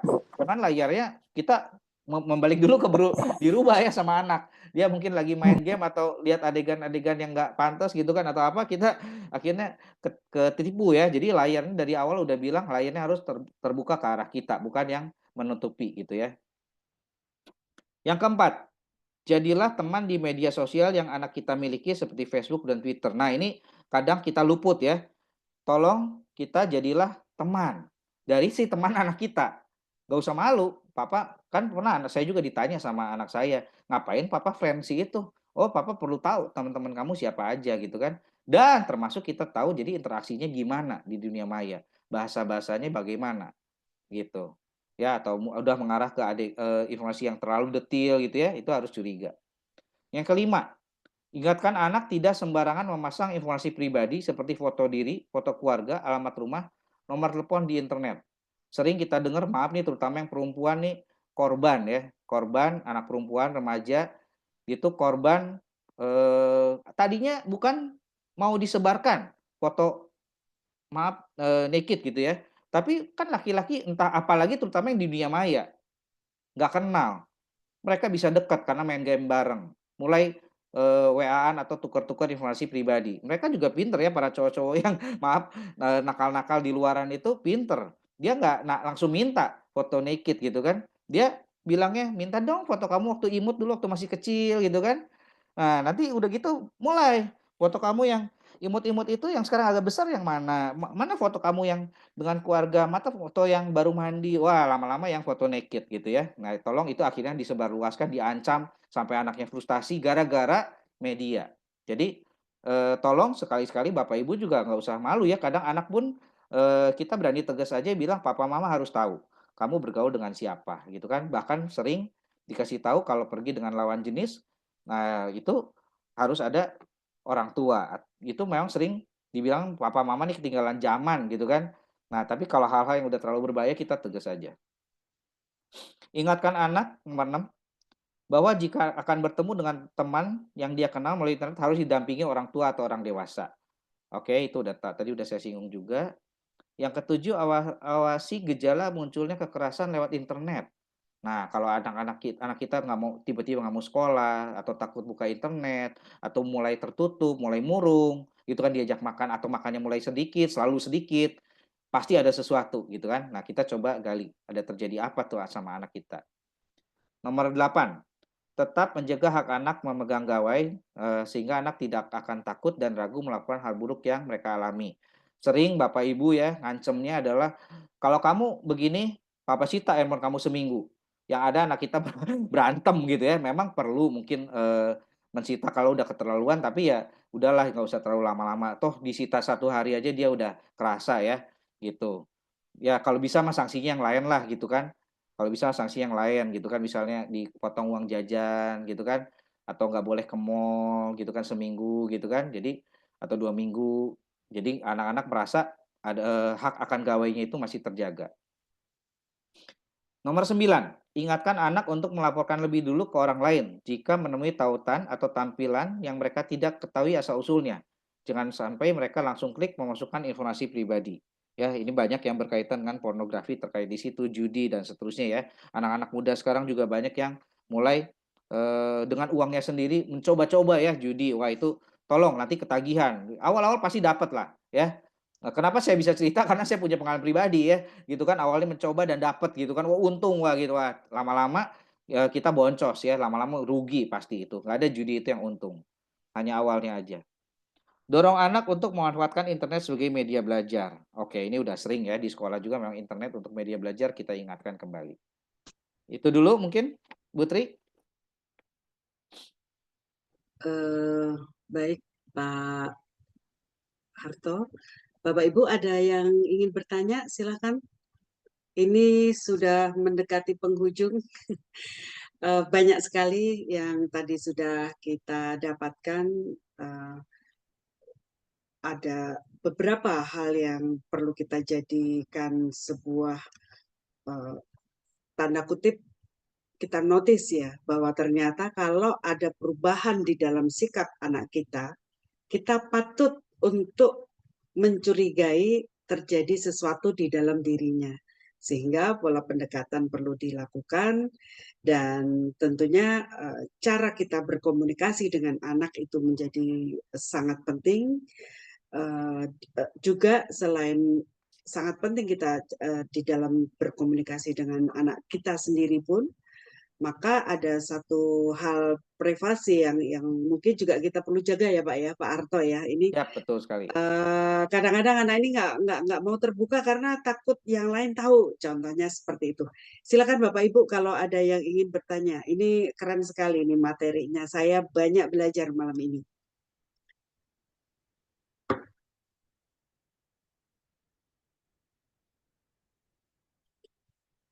Ya, Bapak Ibu, silahkan. Kalau misalkan gini Pak Arto, kalau ada Siap. anak yang kecanduan game itu bagaimana cara mengatasinya? Karena ini menarik sekali. Sesi terakhir ini saya kebetulan juga punya klien ya, yang ibunya itu luar biasa pusing, orang tuanya luar biasa pusing karena tadinya diharapkan akan menjadi penerus di perusahaannya, tapi kerjanya main game terus sampai nggak keluar rumah, nggak keluar kamar, makan aja sampai disuapin. Ini ada klien saya yang seperti itu. Dan akhirnya solusinya adalah begitu dilakukan sebuah pendekatan di sekolahin sekalian di Singapura sekolah game gitu ya. Kalau ada seperti ini bagaimana Pak? Siap, terima kasih Bu Tri. Memang ini Ya. udah jadi masalah semua orang tua ya, terutama sejak COVID ya, anak-anak yang tadinya belum waktunya memegang gadget, jadi udah waktu. Kalau saya cenderung ya, kalau yang anak saya yang besar emang waktu itu COVID terpaksa ya. Kepada anak yang kedua ini sekarang masih anak kelas 5 SD minta handphone, saya tegas aja nggak ada. Handphone itu diberikan saat kelas 1 SMP, gitu kan. Jadi mudah-mudahan udah lebih bijak lah, gitu kan. Dan mulai tugasnya kan di sekolah mulai lebih susah gitu kan. Matematik, fisikanya udah pasti lebih susah, gitu kan di SMP. Jadi diharapkan dia utamakan belajar dulu dan ini yang saya penting, anak itu kenapa kok bisa ketagihan gadget? Ya mungkin awalnya dulu dikasih, tapi kan kalau udah terlanjur, ya udah terlanjur berarti dibatasi. Gitu kan. Tegas aja tadi yang saya bilang, kalau udah 3 jam, 4 jam itu udah waktunya diberi sanksi. Ya daripada anak kita nggak ada harapan. Ya kalau tadi masalah solusi kan itu udah termasuk parah lah ya, saya pun pernah menyarankan kepada orang tua yang hopeless, udah, boarding school aja gitu kan. Boarding school, sekolah asrama, memang akhirnya dia kan semua diatur, termasuk mencuci baju sendiri gitu kan, jam makan semuanya sama, jam belajar semua sama. Itu udah ada ya di murid kami di tempat les dan akhirnya begitu, tapi orang tua puas. Cuman kan sebelum itu terjadi kita mencegah dulu nih. Ya kalau udah seperti itu kan kadang anak merasa dibuang ya ketika dikirim ke boarding school, ya mudah-mudahan anak sih bisa menerima dengan bijak gitu kan. Eee, Kedua, yang penting lagi adalah tolong sebelum anak-anak itu ketagihan gadget ataupun kalau sekarang sudah ketagihan, banyakin kegiatan outdoor. Kalau anak banyak kegiatan outdoor, dia akan lebih mudah capek sehingga waktu dan pikiran dan tenaganya itu udah mulai berkurang. Ya, jadi saya sangat mendukung sekali semua murid sini, saya selalu bilang jangan les cuma pelajaran ya, ikut klub macam-macam ya, terutama yang menggunakan fisik, yang outdoor, yang banyak keringetan, yang banyak teriak, ya tadi basket, badminton, renang, bela diri gitu kan. Kalau yang perempuan kan banyak yang nggak mau, ya pokoknya keluar aja gitu kan. Bahkan tadi maaf seperti Ibu Tri mungkin keluarganya sering naik gunung. Jadi anak-anak dipaksa aja, perlu hidup susah, perlu menahan mental, mencoba naik puncak gunung gitu kan. Ya dari yang mulai cuma hiking 1 jam, hiking 2 jam, hiking 3 jam, hiking 4 jam, sampai yang menginap sehari, bahkan sampai yang mungkin harus menginap 2 hari, 3 hari, bahkan 4 hari. Ya, jadi banyak anak ya sebelum ketagihan gadget kita arahkan ke sana dulu. Kalau yang udah gimana? Paksa aja. Nggak bisa. Kalau papa sama mama udah merasa kegiatan outdoor ini penting. Satu buat family time, kedua biar kamu di gunung nggak ada sinyal, terang-terangan aja gitu kan. Di gunung nggak ada sinyal gitu kan. Nah kita kan lagi memperbaiki itu, memang kan kamu udah terlalu ketagihan. Jadi dipaksa aja tegas. Nanti mungkin anak bilang nggak mau, aku mau di rumah. Oh, saya juga pernah ya kepada anak saya yang besar, saya tegas aja. Selama kamu masih di rumah ini nurut sama papa mama. Kalau kamu nanti udah punya penghasilan sendiri silahkan, atau kamu udah nikah ya baru silahkan. Selama masih tinggal sama papa mama nurut aja, gitu. Jadi tolong Bapak Ibu, saya tahu ya Bapak Ibu mungkin zaman dulu termasuk zaman saya itu kan susah gitu kan, banyak yang kita nggak punya. Sekarang setelah kita punya jadi kita malah terlalu lunak sama anak.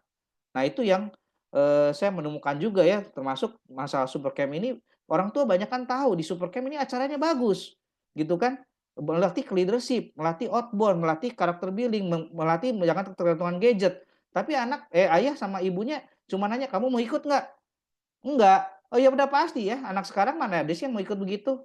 Sifatnya keputusan, papa mama udah daftarin, kamu ikut kegiatan ini. Jadi bukan saya bilang harus super camp ya. Anak saya udah saya kirim ke udah ke Bogor gitu ya, ke Puncak, ke Bandung, acara-acara camp-camp yang dilakukan orang lain. Yang tentu sebelumnya kita cari dulu informasi udah berapa angkatan, panitianya siapa, ada nggak teman kita sesama orang tua murid yang anaknya ikut gitu kan. Jadi kita pun tenang ya, ngirim anak mandiri di luar, tanggung jawab di luar, 4 hari, 3 hari, 5 hari, bahkan sampai ke Malang yang seminggu gitu kan. Jadi sering-sering aja, yang begitu tuh harus banyak kegiatan, banyak teman, banyak, outdoor-nya, banyak, buang tenaga, sehingga gadgetnya akhirnya terlupakan atau udah pasti terkurangi. Kira-kira mudah-mudahan menjawab, Putri.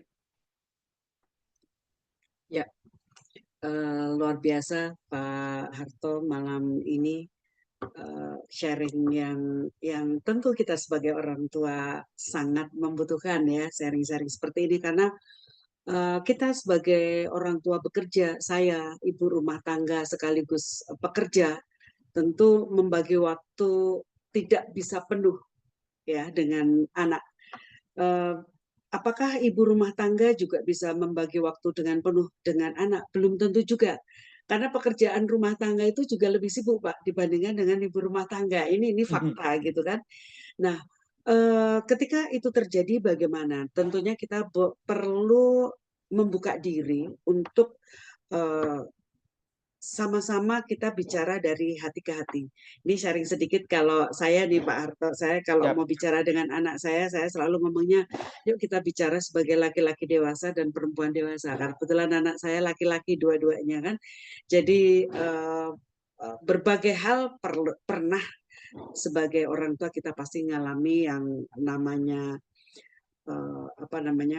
rasa kekhawatiran, rasa takut, rasa sayang yang berlebihan, bahkan kita semacam bisa nggak ya saya ini mengantarkan anak saya sukses sesuai dengan tujuan kita yang sudah kita siapkan, tapi itu semua tentunya butuh sebuah kesiapan secara mental kita, kesiapan kita sebagai orang tua. Nah, Bapak Ibu semuanya karena ini sudah pukul 9 ya, ada beberapa hal yang bisa saya sharing, saya sarikan di malam hari ini. Dari pengalaman Pak Harto sebagai seorang motivator, kemudian juga pemilik dari bimbel lupa sih saya Pak. 3 obor, direktur. 3 obor, Bukan pemilik. direktur 3 obor. saking terpana dengan materinya sampai lupa 3 obornya saya. Nah, dari pengalaman beliau, ini memberikan sebuah pembelajaran bagi kita semua, Bapak Ibu yang ada di sini dan mungkin nanti yang akan melihat dari YouTube ini, bagaimana kita sebagai orang tua perlu terlibat di dalam kegiatan sekolah. Itu sangat-sangat penting. Bahkan saya pun kalau saya mendengar laporan anak saya melakukan sesuatu atau ditegur sama gurunya, sebelum gurunya manggil saya sudah datang duluan. Itu yang saya lakukan. Jadi sebagai orang tua saya gak terkenal juga nih di sekolah anak saya karena ketika SMA, TK sampai SMP tidak ada masalah, begitu SMA saya sering dipanggil. Dan saya ucapkan terima kasih kepada anak saya. Terima kasih ya, kamu udah bikin mami ini terkenal di sekolah. Dan itu butuh sebuah penerimaan. Kita awareness terhadap anak kita bahwa dia lagi masa-masanya seperti itu, tapi kita dampingin. Ya. Kemudian di samping kita terlibat dengan kegiatan sekolah, kita juga perlu memahami dan menciptakan suasana agar di rumah ini menjadi tempat yang nyaman untuk anak dengan orang tua. Perlu waktu. Makannya bareng tadi ya, lepaskan gadgetnya, kita benar-benar 20 menit, 30 menit di atas meja itu apapun bisa terjadi. Dan semuanya bisa terbuka di atas meja. Sehingga anak-anak kita juga bisa menceritakan apapun yang ada di dalam tadi. Di belakang layar saya ada gambar yang di bawah laut itu ya. Itu ternyata lebih banyak banget mungkin menyimpan sebuah masalah yang banyak, mungkin menyimpan sebuah potensi yang banyak juga, sehingga kita perlu gali di meja makan ya Pak Harto ya. Dan orang tua juga perlu terlibat dalam aspek life skill untuk anak dan remaja. Kenapa? Karena kita juga bisa melihatkan dari luar, anak kita ini sebenarnya hobinya kok banyak banget ya. Tidak ada yang semuanya multi talented itu akan jadi, tapi ketika anak kita punya skills yang banyak, maka kita perlu tahu yang paling-paling yang benar-benar diinginkan itu yang seperti apa, kita bisa mengarahkan dengan berbagai kegiatan-kegiatan positif tentunya ya Pak Arto ya. Dan di Betul. sini kunci dari sukses untuk melejitkan potensi anak adalah jika kita sebagai orang tua mampu berkomunikasi secara positif. Terjadinya komunikasi yang secara positif itulah yang akan mendorong putra kita menjadi melejit potensinya. Jadi dengan cara kita berkomunikasi yang baik ini, tentunya kita juga bisa sebagai orang tua untuk terlibat di dalam mengatur dunia maya anak kita.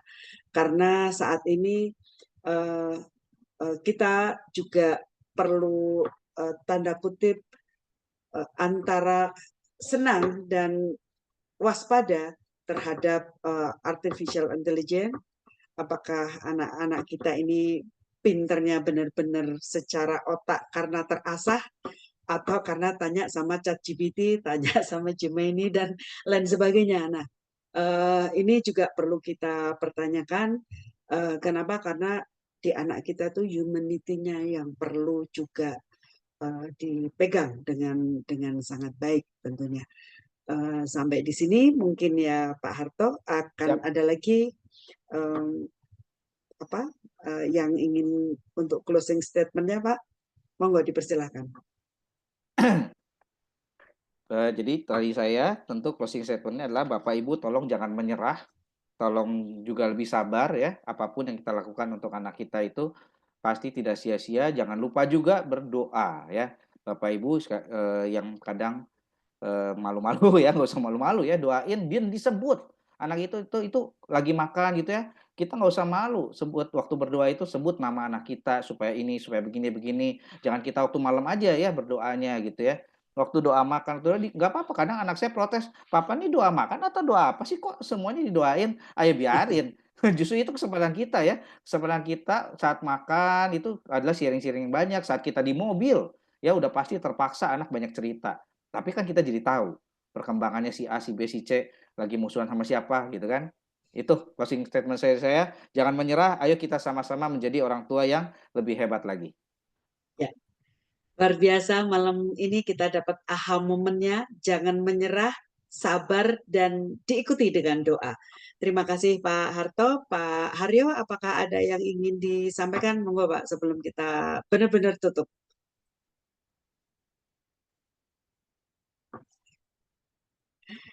Pak Haryo ingin menyampaikan sesuatu? Iya, baik. Terima kasih. Kita kasih aplaus untuk Pak Harto, luar biasa sharingnya, Terima juga kasih. Bu Tri melengkapi sebagai moderatornya, memberikan kita malam hari ini satu materi yang luar biasa keren sekali ya. Saya menyimak baik-baik, banyak dapat insight ya. Dan saya punya pengalaman khusus karena putri saya dulu les di tempat Pak Harto. Terima kasih. Ya, tapi Percaya. dalam kesempatan ini belum bisa saya sharingkan. Nanti kapan-kapan kita sharingkan ya satu kisah yang luar biasa menarik. Baik, Bapak Ibu, terima kasih atas keikutsertaannya di malam hari ini. Ya, dalam hal ini saya sebagai penyelenggara sejak awal COVID itu saya menyelenggarakan seminar seperti ini, ya tujuannya adalah untuk supaya menjembatani orang-orang hebat seperti Pak Harto, ya Bu Tri, ya untuk sharing ke masyarakat. Semoga bermanfaat ya. Oke, nah nanti kalau Bapak Ibu ingin hadir lagi tanggal 3 ada lagi ya.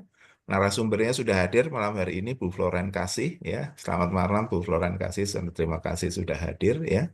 Topiknya juga menarik ya.